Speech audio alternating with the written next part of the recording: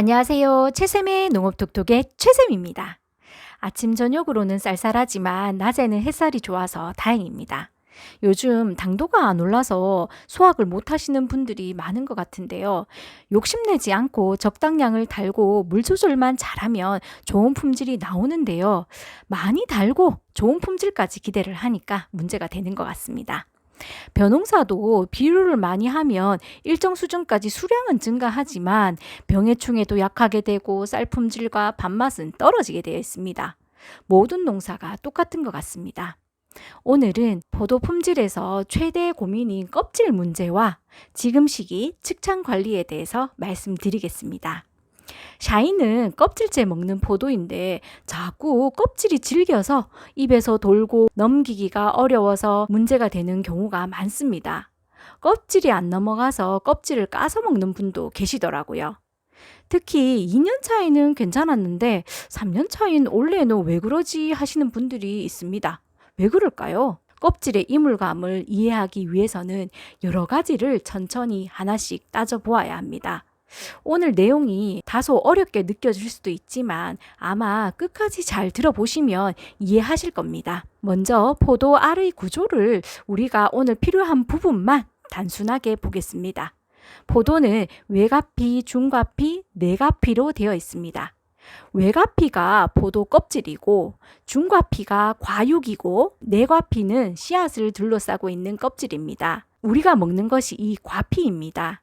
식물의 모든 조직은 세포로 되어 있는데요. 우리가 먹는 포도 알도 수많은 세포로 이루어져 있습니다. 포도는 꽃이 피기 10일 전부터 과피의 세포 분열이 활발하게 시작됩니다. 세포 분열은 세포가 쪼개지는 것인데 세포 분열의 결과 세포의 개수가 많아집니다. 한 개의 세포가 쪼개지면 두 개가 되고 두 개가 또 쪼개지면 네 개가 되고 네 개가 쪼개지면 8개가 되고 이런 식으로 기하급수적으로 세포 수가 늘어나게 되는데요. 계속 세포 분열을 하는 것이 아니고 꽃이 피기 전에 17회 정도 세포 분열이 일어나고 꽃이 핀 이후에 2회 정도 세포 분열이 일어나고 세포 분열은 끝나고 세포의 개수는 정해지고 세포의 크기가 커집니다.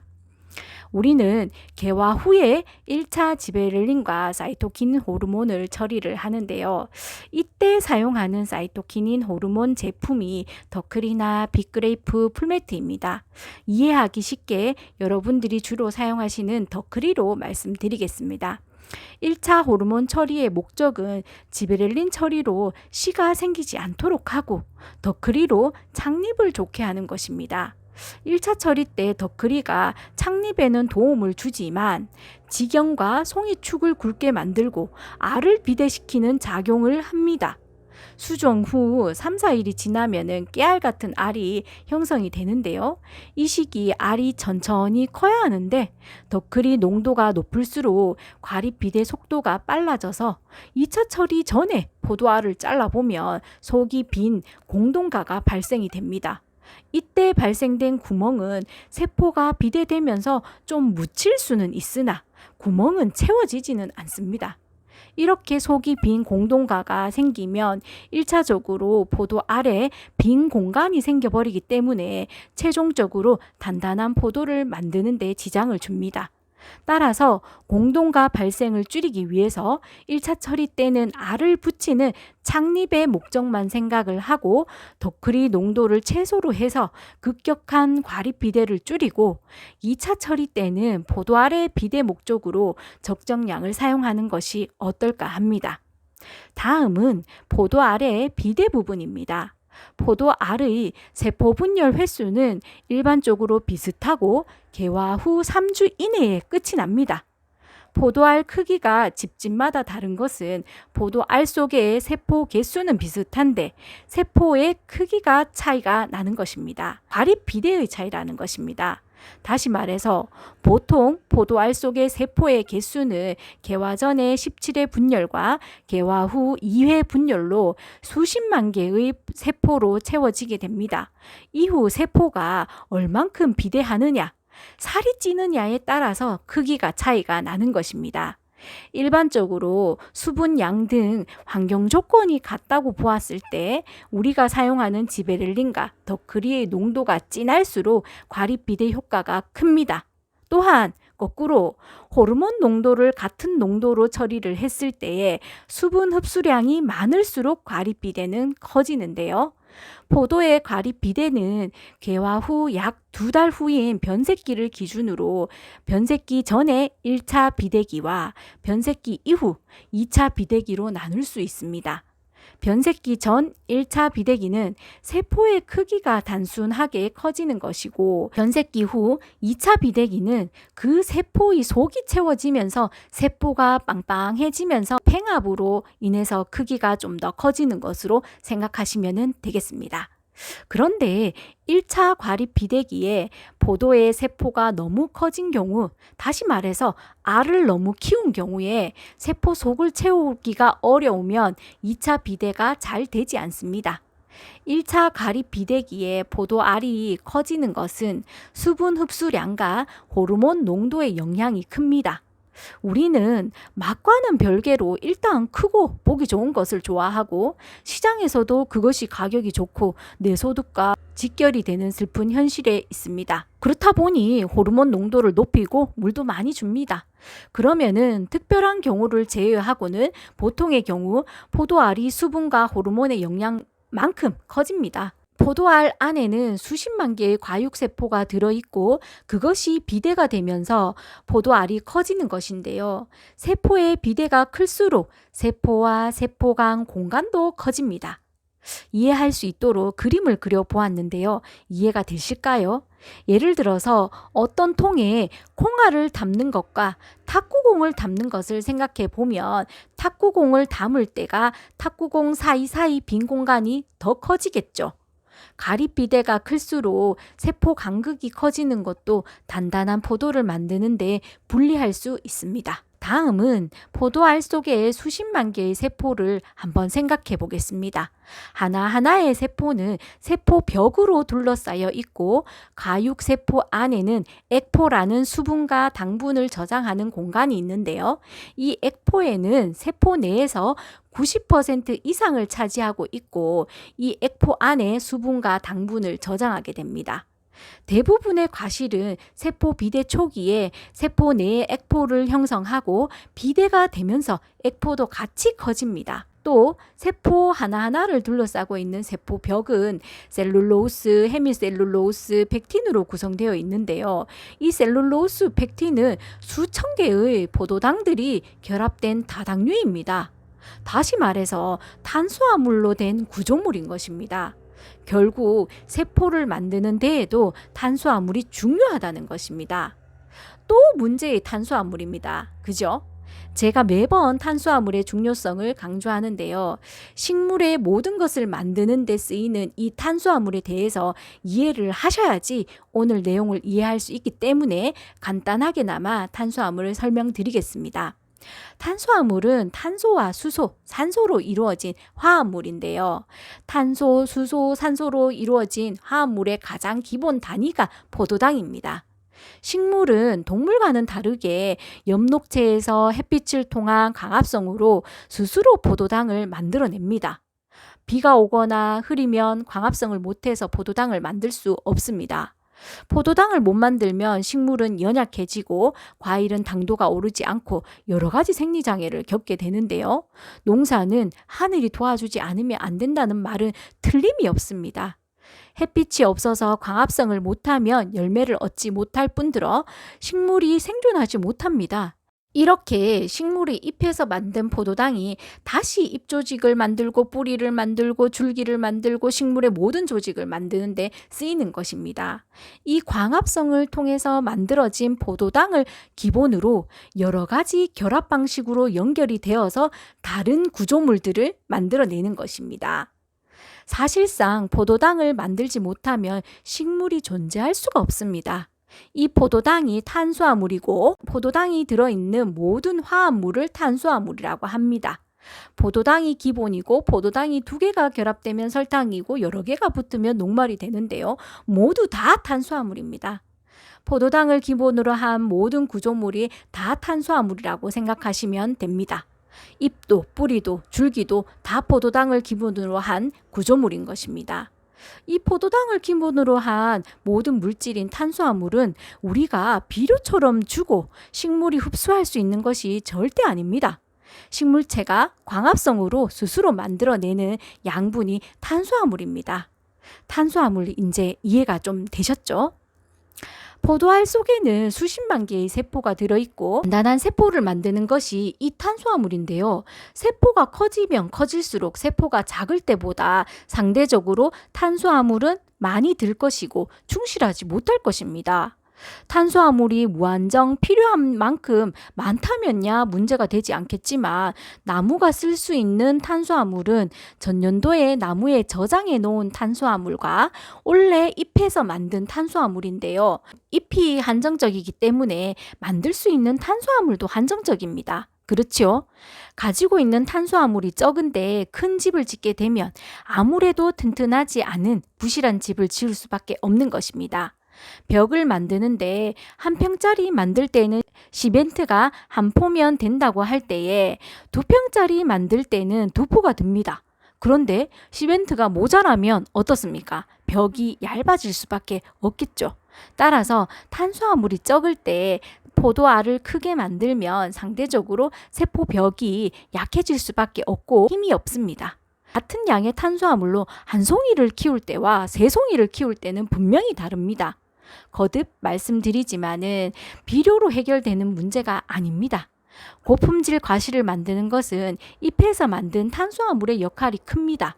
보통 농가에서 1차 비대기 때 세포를 크게 비대를 시키는데요. 많은 양의 탄수화물이 소비가 됩니다. 또한 착과량이 많다면 당연히 탄수화물이 더 많이 소비되겠습니다. 이렇게 우리는 1차 비대를 시키는데 탄수화물 소비가 큽니다. 말하자면 큰 집을 짓는데 돈을 많이 쓰는 것이지요. 그 다음 문제는 알도 크고 많은 양의 포도에 속을 채우는 것이 문제입니다. 당도와 향을 채워야 하는 것인데요. 과립 발달 과정에서 여러 번 설명을 드렸는데요. 포도는 개화 후 60일경 변색기 이후 당도가 오르기 시작합니다. 당도가 어찌해서 오릅니까? 당도가 오르는 원리를 지난 영상에서 설명드렸는데요. 다시 한번 참고해 보시면 좋을 것 같습니다. 여러 번 들으신 분들은 다들 아시죠? 변색기 직전 말산이 대량으로 만들어지고 변색기 이후인 과립이 말랑해지는 시기에 말산이 당과 수소이온으로 분해가 되면서 수소이온이 과립 밖의 칼륨이온과 교환되면서 당이 함께 들어가는 과정으로 당이 상승이 됩니다. 말산은 사과산인데요. 이것도 탄소, 수소, 산소로 이루어진 탄수화물입니다.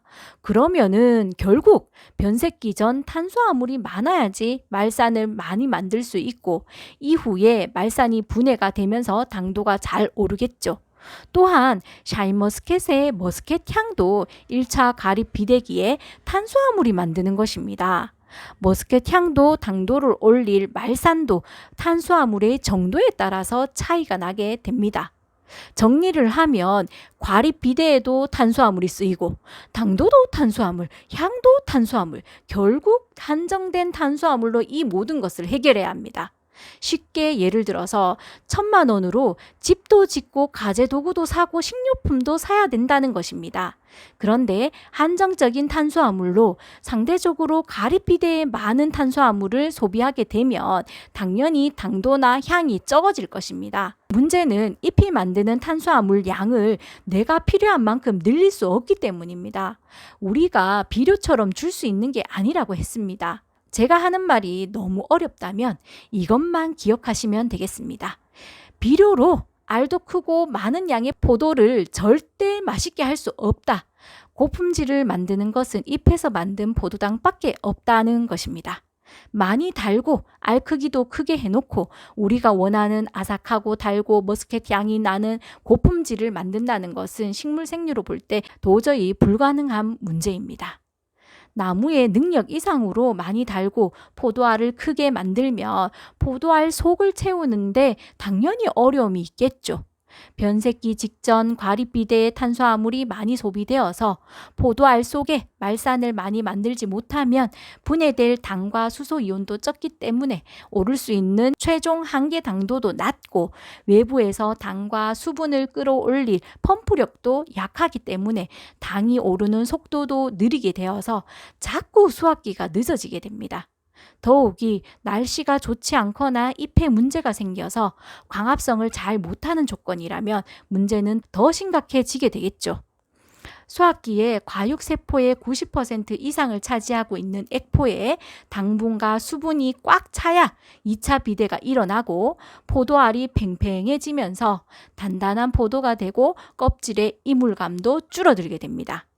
예를 들어서 작은 풍선과 큰 풍선이 있을 때에 작은 풍선에는 어지간히 바람을 넣으면 탱탱해지고 풍선이 탱탱할 때에 풍선을 바늘로 찌르면 쉽게 팡 터질 것입니다. 그런데 큰 풍선에 바람을 많이 넣지 못하면 절대 탱탱해질 수가 없고 바늘로 찔러도 쉽게 터지지가 않겠죠. 이 큰 풍선이 큰 포도알이라고 생각해 보시고 그 속에 들어가는 바람이 당분과 수분이라고 생각을 하면 이해가 쉬울 것입니다. 포도알이 속이 차지 않았을 때 우리는 껍질의 이물감을 느끼게 되는 것입니다. 2년 차에 괜찮았었는데 올해는 왜 껍질이 돌지 하시는 분들 많으시죠? 올해는 2년 차 때보다 훨씬 많이 다셨죠? 포도알도 크지요? 그러니 한정된 탄수화물로 많은 포도가 나누어 쓰는데 속을 꽉꽉 채울 수 있겠습니까? 한 알에 20g 이상 되는 포도알이 단단하고 껍질에 이물감이 없는 포도알이 있을까요? 아마 잘 없을 것입니다. 만약 한 가지에 600g 한 송이, 한 알 무게가 15g 정도 만든다면 아마 향도 있고 당도도 좋고 식감도 좋은 제맛이 나는 포도를 만들 가능성이 높아질 것입니다. 사실 욕심을 내지 않고 나무의 능력만큼만 얻겠다 하면 고민할 것이 없는데요. 나무의 능력 그 이상을 원하니까 문제가 생기고 늘 고민을 하는 것입니다. 알지만 쉽지 않습니다. 시장에 800g짜리 포도와 한 알이 15g에 한 송이 600g짜리 포도가 있다면 소비자들은 과연 어떤 포도를 선택할까요? 여러분들이 소비자라도 당연히 크고 송이도 큰 포도를 선택하시겠죠. 상인들도 크고 보기 좋은 포도를 더 선호하고 값도 많이 줍니다. 그러다 보니 우리가 자꾸만 큰 포도를 만들게 되고 품질은 떨어지게 됩니다. 소득을 목적으로 농사를 짓다 보니까 이러한 포도의 생리를 알거나 모르거나 대부분 알이 크고 큰 송이를 부러워하고 그렇게 만들려고 애쓰고 있는 것 같습니다. 식물 생리로는 도저히 알도 크고 착과량도 많고 맛도 최고인 그런 포도를 만들기는 불가능합니다. 소비자들 인식부터 바뀌어야 한다는 생각도 합니다. 본인들이 크고 잘생긴 것을 좋아해서 비싸도 그것을 선택해 놓고 막상 사서 먹어보고 맛없다고 또 욕을 합니다. 한 번에 바뀌지는 못하겠지만 조금씩 소비자들의 인식이 좀 바뀌었으면 좋겠고 상인들도 다소 작지만 맛이 좋은 포도를 제값을 쳐주는 그런 시대가 왔으면 좋겠습니다. 그렇게 되면 농사 짓기도 쉽고 돈도 되고 소비자들도 만족하지 않을까 합니다. 참 어려운 과제이고 당장 해결될 수 있는 문제가 아니라서 씁쓸합니다. 현실과 이상의 차이를 어찌 극복해야 할지 모르겠습니다. 껍질 문제는 좀 이해가 되셨을까요? 최대한 쉽게 설명드린다고 노력했는데요. 이해가 되셨을지 모르겠습니다. 궁금한 점은 댓글 남겨주시면 아는 만큼 답변 드리겠습니다. 다음은 요즘 들어 문의가 많은 층찬관리입니다. 요즘은 열고 닫고 할 것이 없습니다. 지금 기온으로는 그냥 개방해 놓으시면 큰 문제가 없는데요. 만약 앞으로 서리 예보가 있다면 저녁에 측창을 내려주는 것이 좋을 것 같습니다. 저희 지역의 경우는 전년도에 10월 18일이 첫 서리가 내린 날인데요. 이때는 아직 그래도 잎이 낙엽되기 전이기 때문에 서리를 맞으면 손실입니다. 따라서 일기예보를 주시하시고 서리 가능성이 있으면 저녁에 측창을 내려주시고 서리 가능성이 없다면 쭉 개방하시면 되겠습니다. 그리고 겨울철 직장 관리는 다음에 또 말씀드리겠습니다. 오늘은 샤인머스켓 껍질의 이물감과 직장 관리에 대해서 말씀드렸습니다. 늘 부족하지만 조금이나마 도움이 되었으면 좋겠습니다. 오늘도 최쌤이었습니다.